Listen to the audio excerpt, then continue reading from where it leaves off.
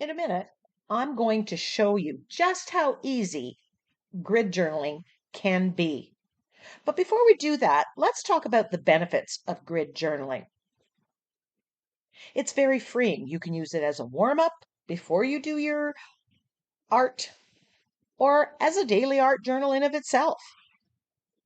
It's quick. So if you've got limited time, you can get something created and move on to your busy life. It's a great place to experiment with color techniques. You can use any color medium.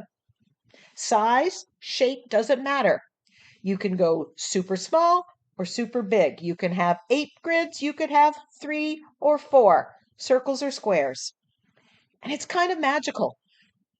At the end, you end up with these mini art pieces. So I'm working in Life's Little Instruction Book. This is a book that I repurposed as an art journal. I've only done a couple pages.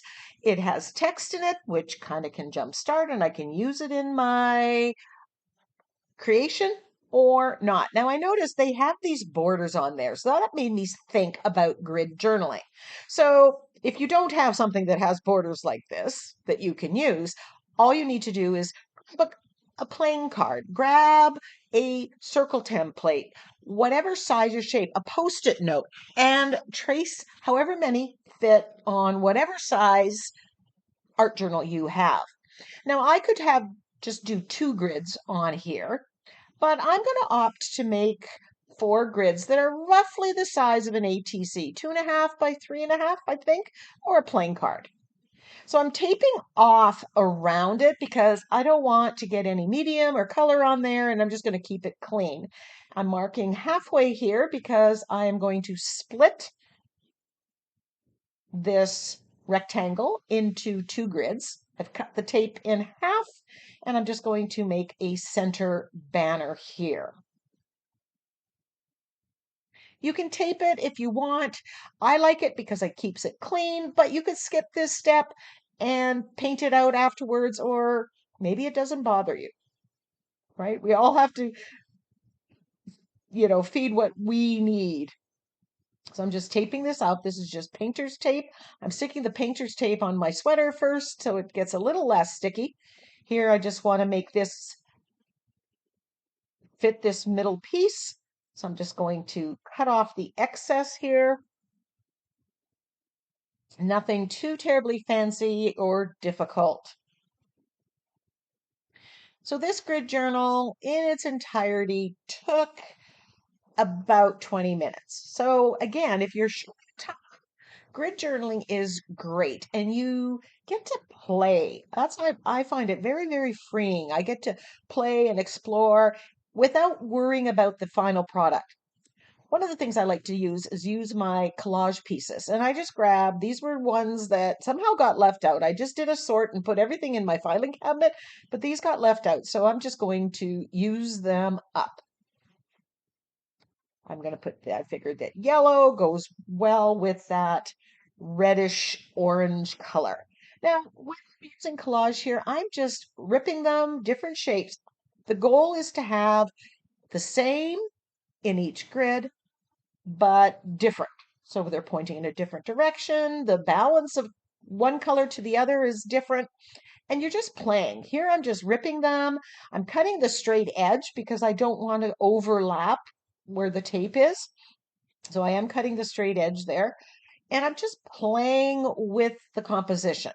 And I keep moving it around. In fact, I don't even show all of this on tape because you just kind of go and do you like it? And when you like it, that's when you glue it down.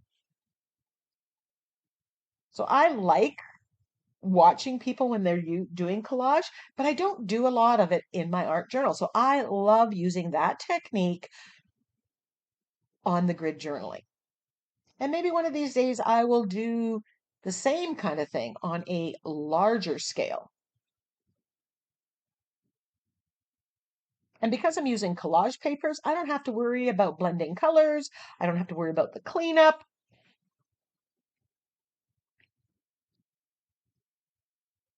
And I just keep plain. And then I end up with this. This is how, after I turned off the camera, I played a little bit more. I cut some straight edge or whatever. So you see, we have both papers in all 4 grids, but they all look different.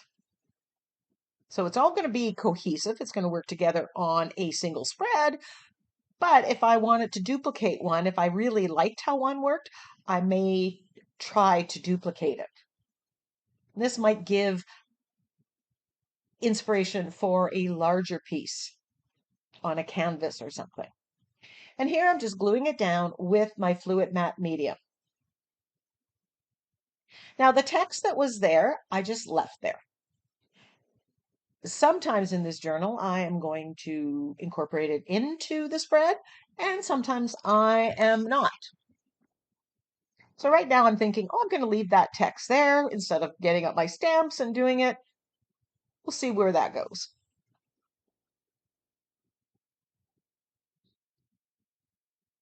And I decide to rip, some little circles there and add a little bit more.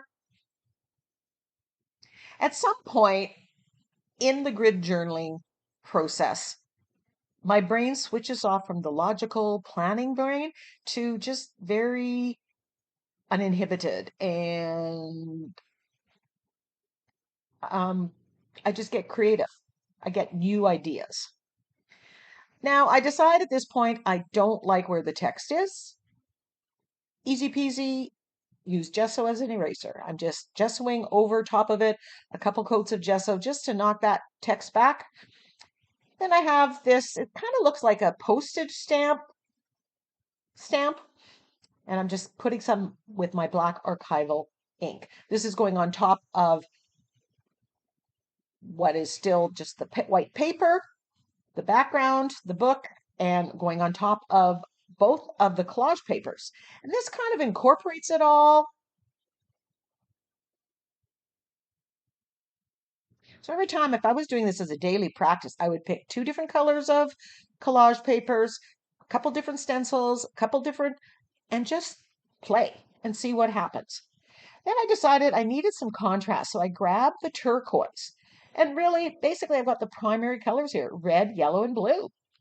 But I'm loving the contrast this makes, and I'm using the center of this daisy stencil.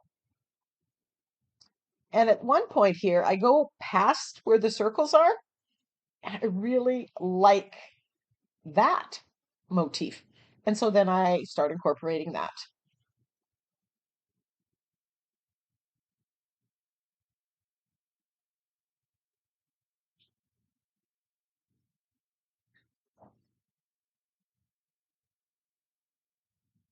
And again, I'm going very intuitively, do I like it? Do I not? Am I adding more? Do I, what does it need now?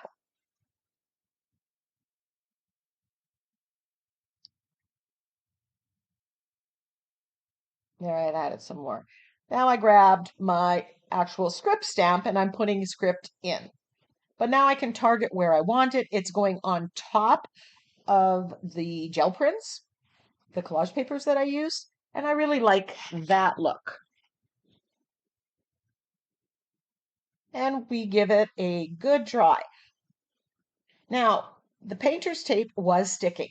If you apply heat, like you see me doing here, the adhesive releases and you're less likely to lift up bits of your paper when you do that. So just a little tip.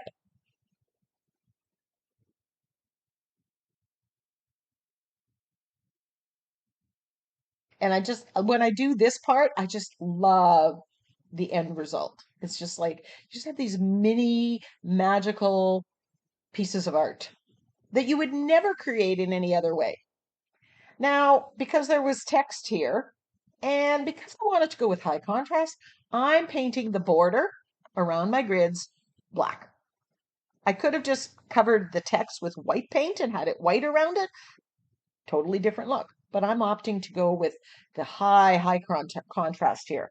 We've got these bold colors in the grids, and then I'm just painting gray. And I find that using an angle brush works really well, and just slightly thinning your acrylic paint, adding a little bit of water, just makes it smoother. Just working my way down. I've, sped up a lot of parts of this video because it's very repetitive. And you get the gist. You don't need to sit here and spend more time. I'd rather you grab your colors, grab a journal, and try grid journaling than watch my extended video. So now I grabbed a gel pen and I'm just adding a bit of white around each of the rectangles. I could have gone dash, dash, dash. I just kind of went sketchy lines all the way around them.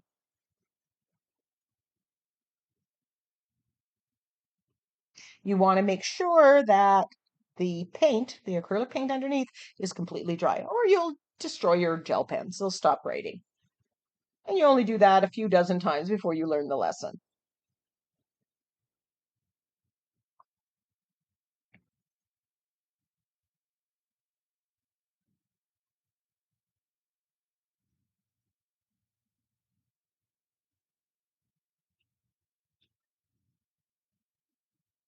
And there it is, the finished 4-grid journal.